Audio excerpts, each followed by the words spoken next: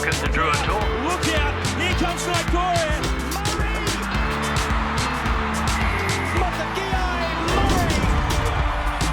Short side, Vardy Ray scores! You're watching Drua Talk with Clarkie.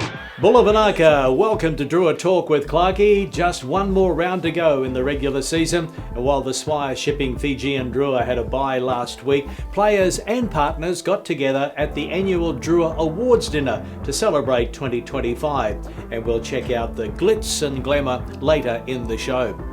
I'll chat to Coach Glen Jackson as he prepares the team to take on the Reds in Brisbane on Saturday night. I'll also chat to Reds and Wallaby centre Josh Flook, and Emosi Tuqiri is my guest in Clarkie's Corner. But first up, let's check out some highlights from Week 15. 4 crunch games as teams jockey for positions in the top 6. The Waratahs kept their slim hopes alive in Perth. Moana were dealt a savage blow by the Chiefs. The Canes remained the Reds' bogey team, and the Crusaders just managed to get home over the Highlanders. And Fijian-born Sevu Reece became the top try scorer in Super Rugby history. Not his most spectacular, by the way, but he got it over the line for a crucial try and an historic 5-pointer. The ball's still there. Christian Leo Willie has it. He goes low. They have another goal. Reece has left it behind. He wants he wants the referee to take a look here, Sevu Reece. Richard, on-field decision is no try. I don't believe he's reached the line. Can we just check this off, please? Okay, this is the angle I'm going to look closely at. Yeah. Just if the ball's touched the line here. Boys, I've got him in possession of the ball and that ball touching the line. Okay. The try. Okay, he's in position and the ball touches the line, so it will be a try. It's a try, and it's all his now. That's the record breaker for Sevu Reece. With a seal, penalty advantage. Hurricanes here, Roigard. Kicks in behind, there's no one there. That's still on for Roigard! The Reds go to sleep at one of the best in the game, and he makes them pay. And he takes it up toward the 22. Excellent break from Jacob. Parker, this time, the wide cut-out pass for Rona. Back in field for Parker. Oh, that's the best of the night from the Chiefs. And Cortez Ratima has 2. Oh, gee, that was nice from Simon Parker. Couple of really nice passes. It was Jacob that found a hole. He stayed composed because he didn't have much support players. The Waratahs leaving it very late indeed, but they got there in super point extra time in Perth, and they keep their hopes alive. Just. Let's check the scores. The Crusaders beat the Highlanders 15-12. The Landers were their own worst enemy as they missed a lot of goals. The Hurricanes made it 14 wins in the past 15 games against the Reds, winning 31-27 in Brisbane. The Chiefs made an almighty statement, thrashing Moana Pacifica 85-7. No one saw that coming. And the Tars beat the Force 22-17. This is how the ladder looks with one game to go before the playoffs. Remember, the top 6 advance and the top 3 will host in the first week. It's the high-flying Chiefs on top with 46, Crusaders 45 and Brumbies 43. They play this week. It's now the Canes on 34 in 4th, the Reds 33 and Moana are still 6th on 28, just ahead of the Blues on the amount of wins. The Tars are on 26 and can still make it, but it's all over for the Force on 23, Drua 20 and Highlanders 20. You're watching Drua Talk with Clarkie. Time to chat to Drua head coach Glen Jackson.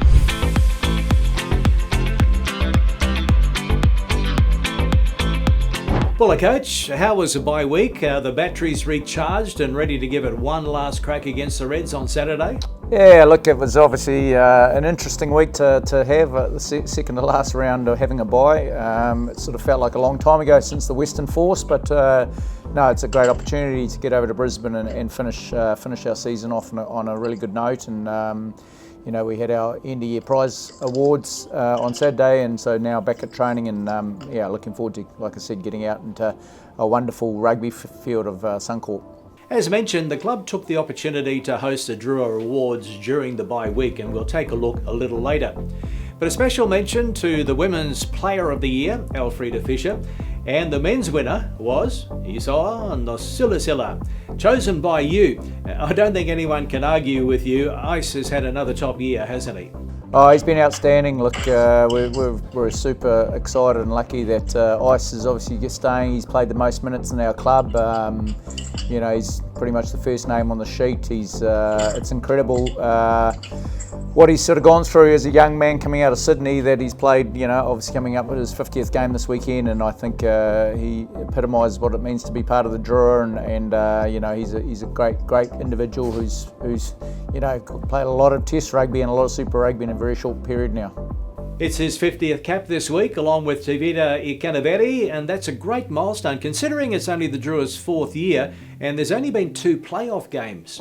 Yeah, no, it's a special occasion for both men. Obviously here from day one, very different sort of athletes now from when we first saw them at Lennox Head, but it's a massive achievement to have. I know they were both racing for it at the end of the year, and with their bodies staying healthy, it's great that we've got both of them coming out on the field, playing their first time ever for the club to play 50 games, and hopefully in the next couple of seasons there'll be plenty more of those. Jacko, Tevita Ikanaveri confirmed this week that he will be heading to Japan next season. After all, it was a tough decision for him because the Drua has given him many opportunities to improve as a player and as a better person off the field, a leader in fact. Yeah, look, it was a big shock to me around it. We named him captain for the reasons you just said. I think his leadership on and off the field has been phenomenal. But he's made a decision for his family, and no one can hold that against anyone, because it's important that these young men look after and do well in rugby for as long as they can. And Tex will be a massive loss to the club. Like I said though, we wish him well, and you never know. Hopefully he'll be back in Drua jersey at some stage, but he's going to have a good time over there, I think, playing some good rugby.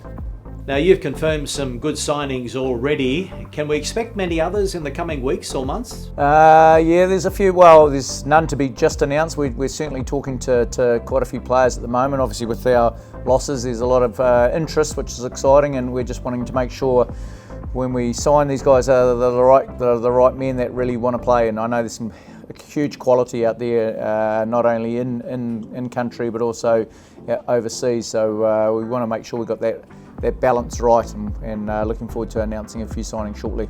Well, 2025 comes to an end at Suncorp Stadium in Brisbane on Saturday night. What was the thinking behind this week's selections? Obviously pretty balanced from the Force game. I think those boys played extremely well to win that game.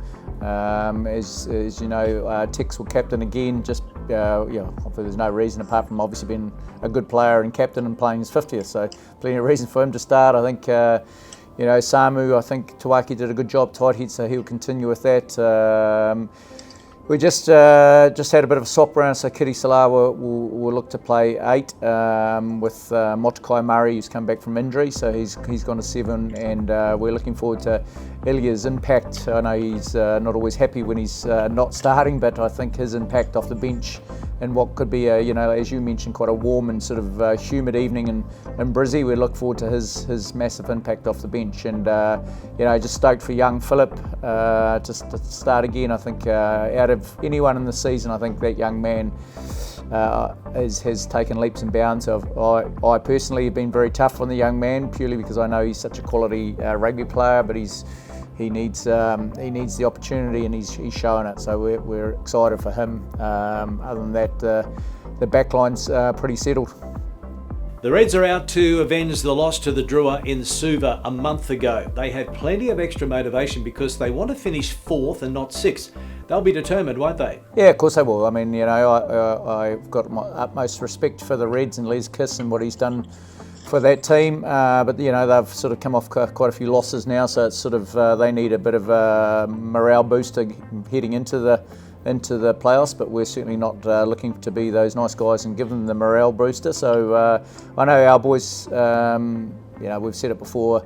a season of what could have been in terms of first 4 games, and then the opportunities that let slip that we could have easily been where they are. So we need to make sure, I want the boys to make sure that they enjoy this game and finish as well as they can, and understanding how much of a good team they are, and getting confidence from this game heading into the 2026 season.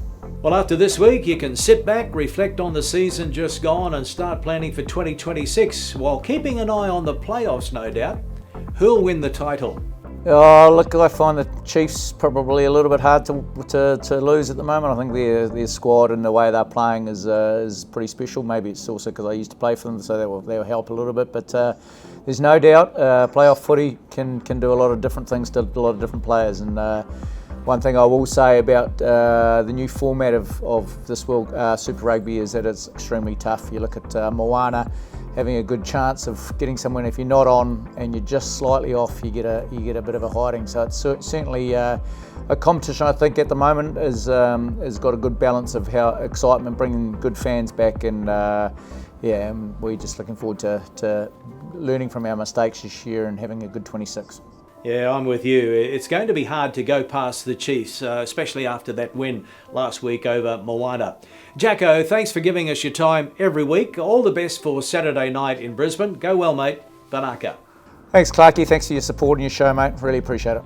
Tune in on Saturday night at 9:30 to watch the Drua's last dance in 2025. They're playing the Reds in Brisbane, and it's the Drua's last chance this season to break that frustrating and long drought on the road. Let's hope they can finish on a high. Thanks for watching Drua Talk with Clarkie. Well, the Reds will miss out on a top 3 spot and a home playoff next week, but they need to bounce back from 2 recent losses if they're going to take any confidence going into the playoffs. They play the Drua in Brisbane on Saturday night. A couple of re-signings for the Reds this week. Fijian-born Seru Uru has extended his deal for a year, and also Wallaby centre Josh Flook. I caught up with Josh at Ballymore. Well, Josh, signed again, at least another year at the Reds. Unfinished business? Yeah, definitely unfinished business. Obviously, been pretty unlucky this season, getting some game time. But to be able to sign again at this great club, it was pretty much a no-brainer for me. It was a pretty easy decision. Well, it's taken a while to get back on the paddock, to be available again, 12 weeks after the hammy injury. How tough has it been watching the boys on the sideline and running water some weeks, I noticed? Yeah, it's been very tough. I think, especially with this injury, I've had 2 shoulders in the past, but they've kind of been at the back end of a season where I haven't had to sit down and watch the boys too much.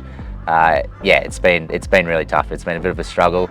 I know the boys that I've sat next to on the sideline, and especially our rehab physio, Wello, will be pretty happy to see me go. I get quite loud and not afraid to voice my opinion on the sideline, so they'll be happy to see me leave. But no, it's been, obviously a struggle, and I'm very excited to hopefully get out there over the next couple of weeks. Well, your return is very good timing as well. Not only are the playoffs ahead, but of course the British and Irish Lions are touring soon. So a good time to be fit in Australia, isn't it? Yeah, exactly. Obviously, injuries happen at the worst possible times. You don't plan for injuries at all. So, no, it'll be very nice to be fit coming into such a big year, such a big series. So, to hopefully get a couple minutes under my belt over the next couple of weeks and kind of put my foot forward just a touch into Joe's mind, that's a very big thing. Well, there was plenty of good things in the Reds' narrow loss to the Hurricanes in Brisbane last week, but also some lapses that were costly. So how was the review? Yeah, it's a tough one. I think our forwards, our piggies, did a really good job. They fronted up, especially against a big, dominant, physical Hurricanes pack. But I think us as backs, we just got to look at ourselves in the mirror a little bit there. A couple defensive lapses where we're just not trusting our inside man or getting beat on the inside shoulder really let us down, and that kind of cost us a bit in the end. Yeah, 3 losses in the last 4 weeks for the Reds, 2 of them by 4 points or less. So you haven't been too far off the pace. What's it going to take to turn things around, apart from what you just told us about the review? Oh, I think about consistency. You know, as I said, the forwards have been doing a really good job over the last 4 weeks to get us that platform. But coming into this finals time, we need to be consistent. We need to do that for long periods of time in a game, and just continue doing it. Consistency, building together. We've seen that we can put good big blocks of minutes together in patches of the game, but now we just need to do that time and time again. Well, this week is pretty much a must win if you're going to have a realistic chance in the playoffs, isn't it? Yeah, definitely. I wouldn't say a must win, but definitely a win that we need to get a little bit of confidence heading into that finals time. We've seen throughout the year that any team can beat any team on their day, and it's happened many, many times this year. So, no, I think we just need to build a bit of connection, build some confidence so that coming into the next few weeks, we're ready to go. Well, the Reds lost by 3 points to the Drua in Suva. That was a month ago. It was a game that got away from the Reds in the end. So what lessons did the boys take from that? I think just sticking to our game plan. You know, we were there. We had the win pretty much in the bag, but obviously not in the bag. But I think just sticking to our game plan. You know, we know that against the Drua, a lot of the time it's going to come down to that final 4 or 5 minutes in a game. So we need to make sure that when it gets to that time, we've got a cool head, we've got a calm head, and we know what we have to do in that time to finish the game off. The Drua can't make the playoffs. They haven't won away from home for a long time. But Josh, we all know how difficult how dangerous they can be if you give them time and space. So do the Reds enjoy playing them? I don't think anyone really enjoys playing them. They can pull something out of anywhere, and they don't really need that much time nor space. They could be in a phone box and they'll beat you as a defender. So, it's definitely a very enjoyable time because the way they want to play such an upbeat game, a free-flowing game. But it definitely hurts the lungs as an opposition player. But it'll be really enjoyable, and especially to have them here at Suncorp. I don't think we've had them here in a few years, so it'll be nice. Yeah, well, mate, thanks very much for chatting with us. Good to see that you're over your injury. Let's hope it is a great game in front of a big crowd on Saturday night at Suncorp, and we'll see you there. Sounds good, thank you. 5 games to be played in the final round of the regular season, and they are 5 crackers. Friday night, the Highlanders want to end on a high, but they'll have to bring down the high-flying and top-of-the-table Chiefs in Dunedin. The Brumbies and Crusaders will be playing for 2nd and 3rd spot if the Chiefs win the early game. If the Highlanders win, well, the game in Canberra will decide top spot. Saturday, it's the Blues and Waratahs in Auckland.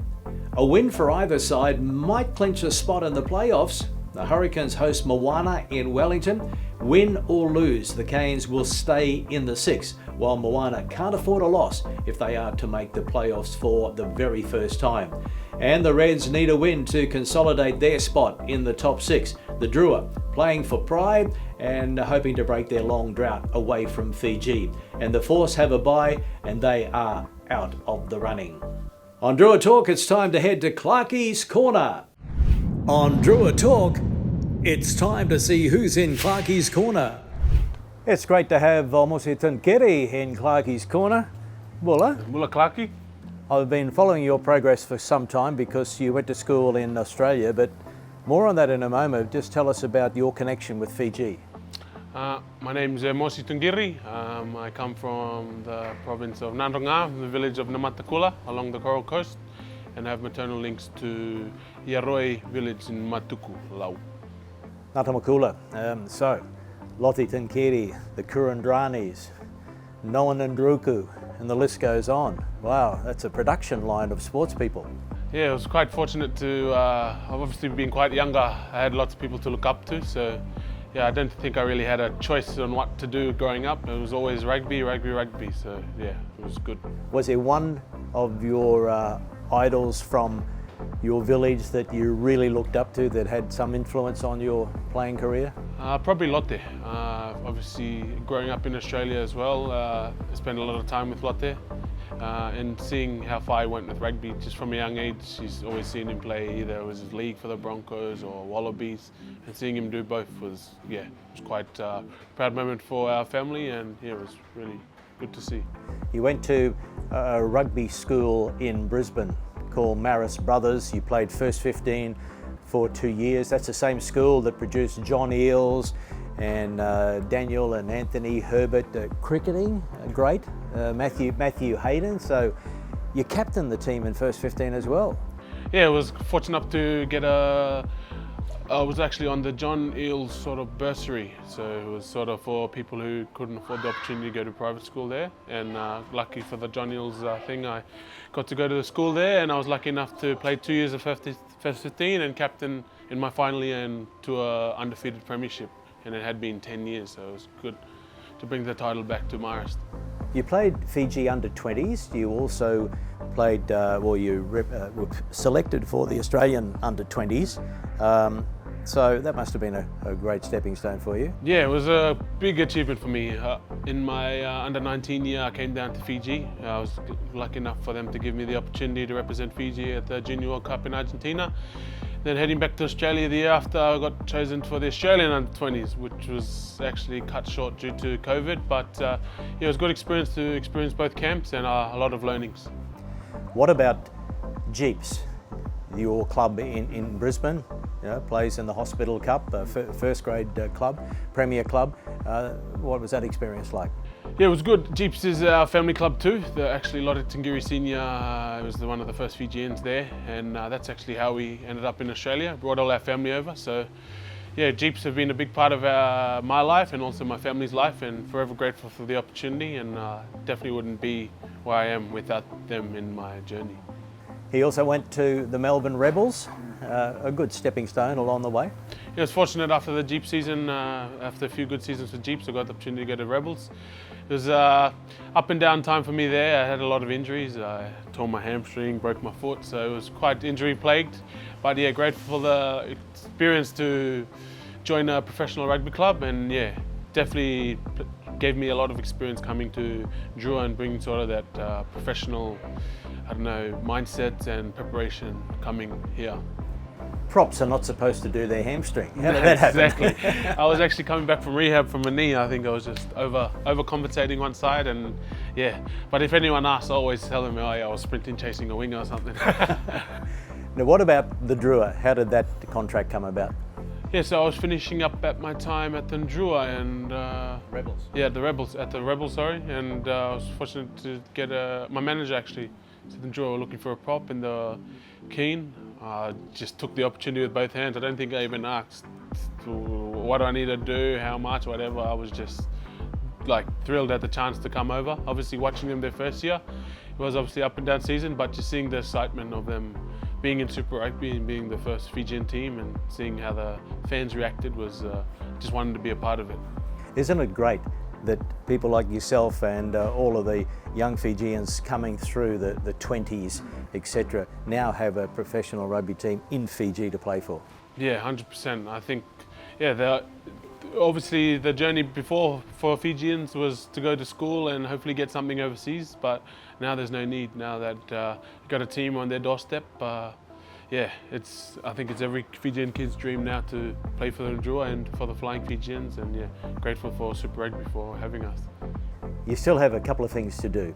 Win a premiership, win the title with the Fijian Drua, but also Flying Fijians, you almost got there. You were called in as injury cover during the Rugby World Cup 2023 in France, but you didn't get on the field, so you're non-capped, but that's the next box to tick. Yeah, that's the next box. This would be my third year at Drua. I just feel like I'm sort of getting better and better every year. Yeah, that was a good experience, the World Cup experience. I never even thought or dreamt that I would ever get there that early in my career.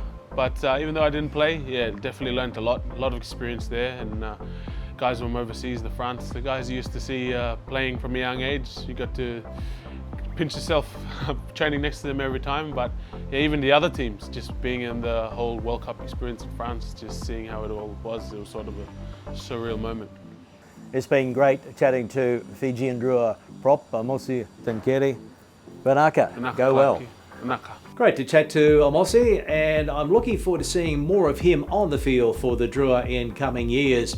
Well, that's it for another Drua Talk. I'll be back next week with our final show of the season, and I'll leave you with a look at the Drua squad to take on the Reds on Saturday night in Brisbane, and some images, some glitz and glamour from the 2025 Drua Awards dinner held last weekend. Congratulations to all the winners. I'm Greg Clark. Mother! Actually, I wasn't expecting it at all. I thought there was plenty of boys that deserved it, and I was quite shocked actually. So yeah, I was quite nervous when I got up on stage too.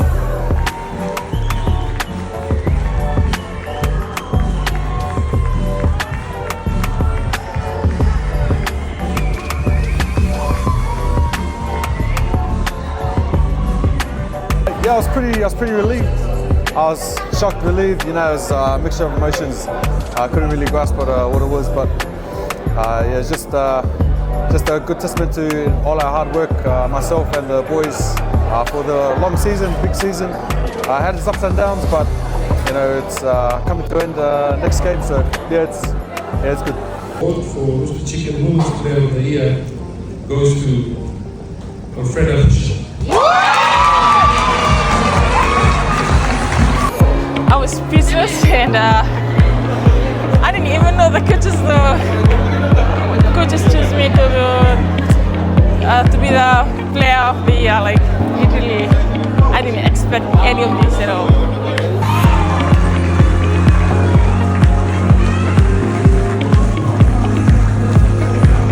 I dedicate this award to my dad because today is his birthday. Happy birthday, Dad. Yeah.